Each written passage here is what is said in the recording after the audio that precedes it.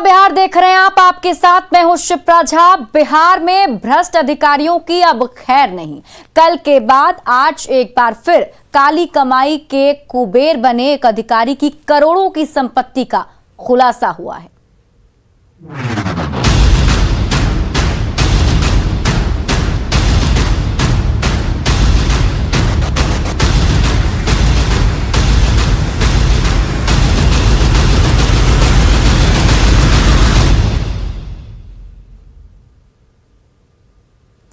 निगरानी विभाग की टीम ने मसौढ़ी में पदस्थापित ग्रामीण कार्य विभाग के अभियंता अजय कुमार के ठिकानों पर आज छापेमारी की है। इस छापेमारी में 50 से 60 लाख रुपए कैश मिले हैं। 1.5 से 2 किलो सोना और चांदी के आभूषण का खुलासा हुआ है। इसके साथ ही बैंक और पोस्ट ऑफिस के कई पासबुक और 1 दर्जन जमीन के कागजात भी मिले। फिलहाल निगरानी की टीम छापेमारी में लगी हुई है। पूरी कार्रवाई के बारे में बता रहे हैं न्यूज़ 18 संवाददाता संजय कुमार। भ्रष्टाचार के खिलाफ निगरानी का ऑपरेशन, और आज ये ऑपरेशन हो रहा है मसौढ़ी में पदस्थापित ग्रामीण कार्य विभाग के कार्यपालक अभियंता अजय कुमार सिंह के ठिकाने पर। पटना स्थित इंद्रपुरी में रोड नंबर 7 पर जो छापेमारी हुई है इनके आवास में, और ये छापेमारी चल रही है। थोड़ा ध्यान से देखिए, ये कैश जो रिकवर किया गया है इसको ध्यान से देखिए, और इसमें इस कैश में 2000 रुपये का भी नोट है। ये 2000 रुपये का नोट है और 2 रुपये का भी नोट है। और ये 2 रुपये का भी नोट देखिए, इंस्पेक्टर मिथिलेश जायसवाल जो हैं इन्होंने निकाला। ये 2 रुपये का नोट है, इसको ध्यान से थोड़ा देखिए। और 2500 की गड्डियाँ, और ये गड्डियाँ देखिए बैंक से निकाली हुई गड्डी है, जो फ्रेश जो नोट है वो है। इसके अलावा जो आभूषण है उसको थोड़ा ध्यान से देखिए। ये आभूषण अभी जो लीड कर रहे हैं इसके मोवार साहब जो डीएसपी हैं वो बता रहे हैं कि चांदी और जो सोना है इसको मिलाकर 2.5 से 3 किलो तक जा सकता है। बहरहाल अभी जांच तौलने के बाद जो वैल्यूअर आएंगे वो वैल्यू लगाएंगे। और कई मोबाइल जो है वो भी रिकवर किया गया है। यहाँ पर फिलहाल तस्वीरों में आप देख सकते हैं कई जमीन के प्लॉट भी मिले हैं। थोड़ा इधर भी आप कैमरा पर्सन मनीष दिखा पाएँ। कई जमीन के प्लॉट्स मिले हैं और इसको अभी खंगाला जा रहा है। कागजात जो है जी, जमीन के कागजात कितने मिले हैं यहाँ पे? अभी तो 8-10 मिले हैं। 8-10 मिले हैं बता रहे हैं। और इसके अलावा जो पासबुक है उसको भी थोड़ा ध्यान से देखिए। कई बैंकों के पासबुक हैं और जो यहाँ पर पोस्ट ऑफिस के पासबुक हैं, और इसमें तकरीबन 10 से 15 लाख रुपए जो हैं वो डिपॉजिट किए गए हैं। कई दूसरे डॉक्यूमेंट्स जो है LIC के डॉक्यूमेंट्स जिसमें प्रीमियम भरा गया है उसके भी कागजात रिकवर किए गए हैं। पासपोर्ट भी है। यानी सारी चीज़ें जो एक विलासिता की ज़िंदगी है वो यहाँ पर बसर हो रही है। कई घड़ी रिकवर किए गए हैं और 5 गाड़ियों के बारे में पता चला है। 6 गाड़ियाँ, सोचिए 6 गाड़ियाँ 4 व्हीलर, 6 गाड़ियाँ हैं। 3 4 व्हीलर हैं और 3 बाइक्स हैं उसमें जी। तो 6 गाड़ियों के बारे में पता चला है। जो टीम को लीड कर रहे हैं इसके मोवार, उनसे हम बात कर लेते हैं। यहाँ पर किस तरीके की ये छापेमारी चल रही है, क्या चल रही है? ये ग्रामीण कार्य विभाग के एक्जीक्यूटिव इंजीनियर हैं जो अभी मसौढ़ी में पदस्थापित हैं, अजय कुमार सिंह। उनके घर पर आज आय से अधिक संपत्ति का मामला दर्ज करते हुए आज सर्च अभियान चल रहा है। उसी क्रम में अभी तक बरामद करीब 50-60 लाख रुपया से अधिक कैश, जमीन के कागजात बहुत सारे बरामद हुए हैं। पासबुक वगैरह बहुत सारा मिला हुआ है। इसके अलावा LIC डीड वगैरह बहुत सारी चीज मिला हुआ है। अभी जिसका हम लोग आज से अधिक कितने का मामला दर्ज था? 86 लाख रुपए से अधिक का मामला दर्ज किया गया था। उसी के आलोक में आज सर्च अभियान चला। निश्चित तौर पर ये बढ़ेगा, बहुत ऊपर, करोड़ों में जाएगा, लगभग करोड़ों में जाएगा। अब तक निगरानी ने कितने अफसरों के खिलाफ कार्रवाई की है? अभी तक पूरे साल में अनुमानतः 10-12 अफसर के विरुद्ध तो कार्रवाई निगरानी के द्वारा की गई है। इसके मवार जो लीड कर रहे हैं इस पूरे ऑपरेशन का, इस छापेमारी का, उन्होंने जानकारी दी कि 2021 में तकरीबन 1 दर्जन अफसरों के खिलाफ कार्रवाई हुई। एक चांदी की ईंट है, चांदी की ईंट जो है ये देखिए। अभी तक बिस्किट नजर आ रहे थे, अब यहाँ चांदी की ईंट भी बनाई गई है जो तस्वीरों में नजर आ रही है। और पूरी निगरानी की टीम को एक बार देखिए, जो निगरानी की टीम यहाँ पर छापेमारी कर रही है, कार्रवाई कर रही है, किस तरीके से ऑपरेशन मोड में है। एक एक चीजों को खंगाला जा रहा है और निश्चित तौर पर इस तरह की कार्रवाई से हड़कंप मचा हुआ है। जो भ्रष्ट अफसर हैं, धन कुबेर बने हुए हैं, उनकी नींद, रातों की नींद जो है वो उड़ गई है। कैमरा पर्सन मनीष जुनेजा के साथ संजय कुमार, न्यूज़ 18 पटना। वहीं अजय कुमार की मसौढ़ी स्थित कार्यालय पर भी निगरानी की छापेमारी चल रही है। कार्यालय में किसी को आने जाने की अनुमति नहीं है। ग्रामीण विभाग के कार्यपालक अभियंता अजय कुमार के पटना स्थित आवास पर छापेमारी में अब तक करोड़ों की संपत्ति का खुलासा हो चुका है। जानकारी मिल रही है कि मसौढ़ी स्थित कार्यालय में कागजों की जांच चल रही है, जिसके कामों में कार्यपालक अभियंता अजय कुमार पर घूस लेने का आरोप है। ले लो सर।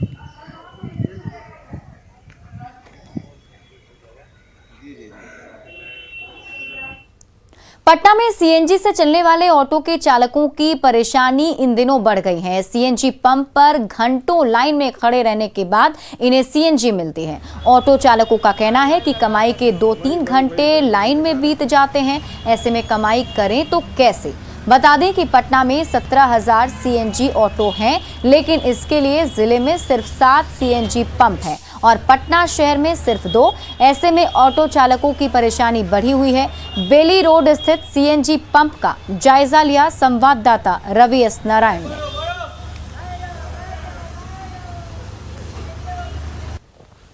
प्रदूषण को कम करने के लिए परिवहन विभाग ने निर्देश जारी किया है कि मार्च 2022 के बाद जो है पटना के सड़कों पर डीजल की जो गाड़ियां हैं वो नहीं चलेंगी। इसके लिए सभी गाड़ियों को सीएनजी में बदला जा रहा है। लेकिन दूसरी तरफ सीएनजी को लेकर जो परेशानी है वो बहुत ज़्यादा है। और आपको बताऊं कि यहाँ पे पटना में करीब 17,000 के लगभग ऑटो हैं जो सीएनजी हैं, लेकिन वहाँ पे अगर आप बताएं कि जो सीएनजी जो पंप हैं वो सिर्फ पूरे पटना में सिर्फ 7 हैं। और उसमें अगर मुख्य शहर की अगर बात करें तो 2 से 3 जो है वो मुख्य शहर के अंदर है। और उसका नतीजा है कि ये जो आप लंबी लंबी जो लाइनें देख रहे हैं, यहाँ पे घंटों जो है ऑटो वाले हैं, चाहे 4 पहिया वाहन जो सीएनजी जो चलाते हैं, उनको यहाँ पे खड़े रहना पड़ता है। और ये स्थिति है सीएनजी के जो पंप हैं उसके कमी के कारण। और यहाँ पे आपको बता दें कि अभी बेली रोड पे रुकनपुरा में है, जहाँ पे आप ये लंबी कतार जो है ऑटो और 4 व्हीलर्स की जो देख रहे हैं। जो ऑटो चालक हैं उनसे जानते हैं कितना देर खड़ा रहना। हम 2 घंटा लाइन में रहते हैं और लाइन इतना बड़ा रहता है कि वो दुकान के आगे भी हम लोग रोड पर लगाते हैं तो दुकानदार लोग कहता है कि आगे बढ़ाओ, इधर बढ़ाओ, उधर बढ़ाओ, मतलब बहुत सा अभद्र व्यवहार की तरह बात करते हैं। शीशा फोड़ने की भी बात करते हैं। तो 2-2 घंटे खड़ा रहना पड़ता है। जी सर, 2 घंटे खड़ा रहना पड़ता है। और सर एक बात तो सर है कि हम लोग को डीजल गाड़ी के बाद जो हम लोग सीएनजी लिए हैं, जिसमें नया हम लोग 2.5 लाख रुपये में से 80,000 सरकार को देते हैं सर, जीएसटी सीएसटी और रजिस्ट्रेशन से। सर हम बताइए सर, एक तो आप कर्जे में हो गए हैं और गरीब के गरीब होते जा रहे हैं।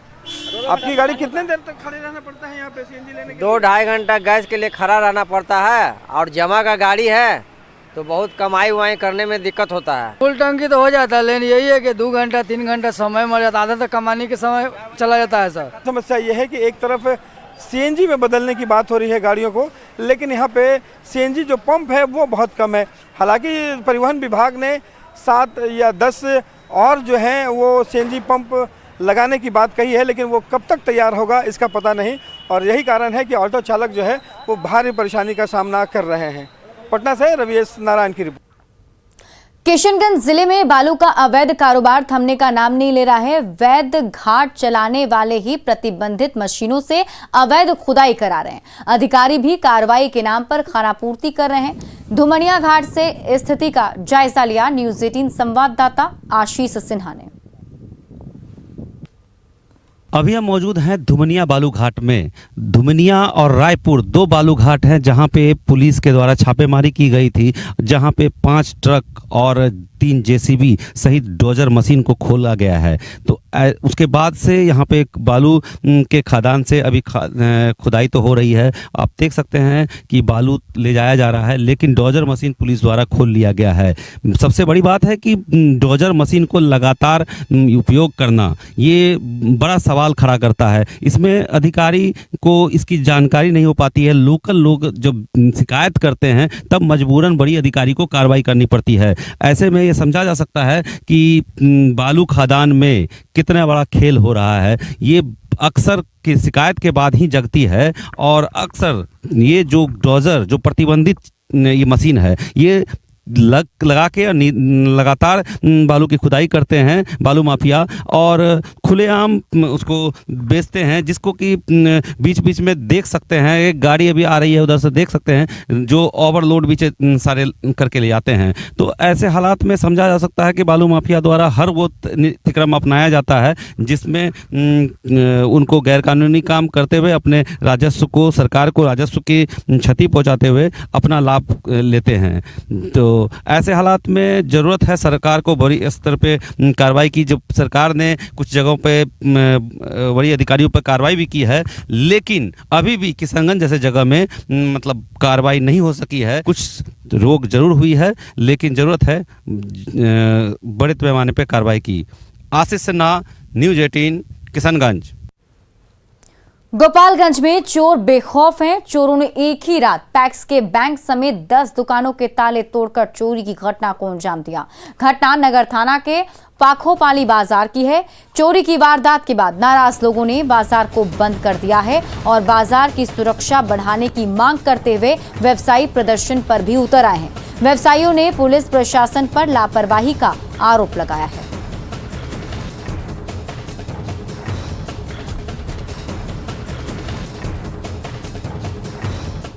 सीतामढ़ी के औद्योगिक क्षेत्र में विश्व बैंक से लाखों का लोन लेकर 42 साल पहले कोल्ड स्टोरेज के निर्माण का काम शुरू हुआ था, लेकिन 42 सालों बाद लाखों का लोन करोड़ों में तब्दील हो गया और कोल्ड स्टोरेज आधा अधूरा है। विशाल भवन निर्माण के बाद काम को बीच में रोक दिया गया, जिससे किसानों के सपने साकार नहीं हुए। संवाददाता राकेश रंजन की इस रिपोर्ट को देखिए।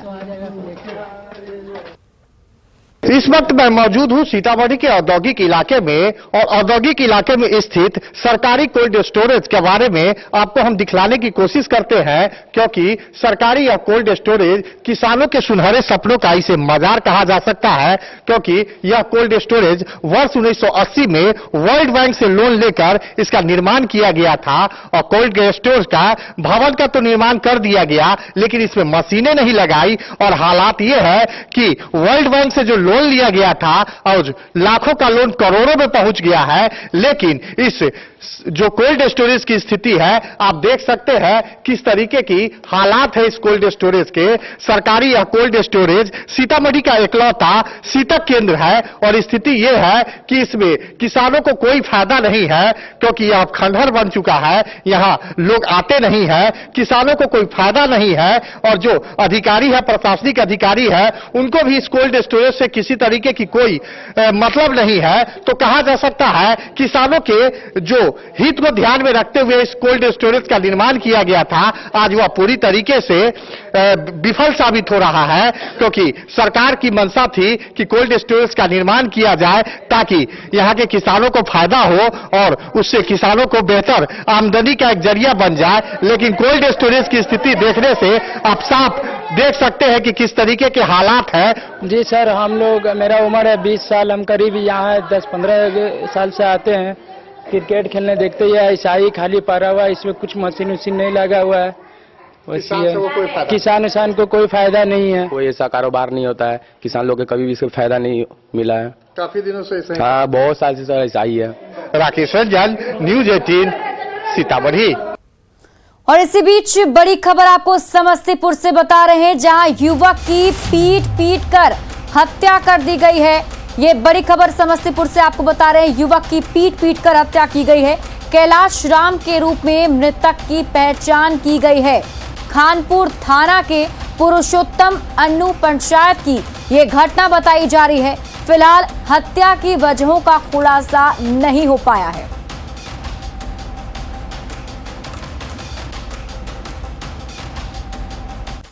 भागलपुर के नौगछिया के मनिया मोड़ सड़क पर अपराधियों ने एक मुर्गा व्यवसायी की गोली मारकर हत्या कर दी।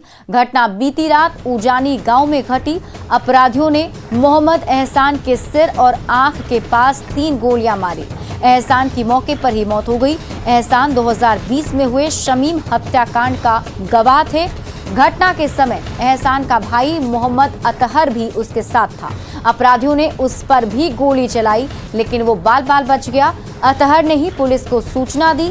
नौगछिया एसडीपीओ दिलीप कुमार ने भी मौके पर पहुंचकर मामले की छानबीन तुरंत शुरू कर दी।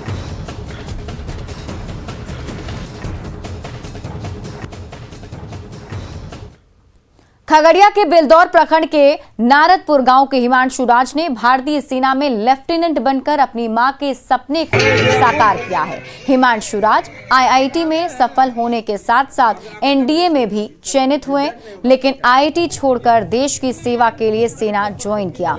गांव पहुंचते ही मां ने अपने बेटे का स्वागत किया, जबकि गांव के लोग सेना की वर्दी में हिमांशु राज को देखकर गदगद हो गए। हिमांशु राज के पिता भी भारतीय सेना में थे और 2020 में सूबेदार मेजर के पद से रिटायर हुए थे।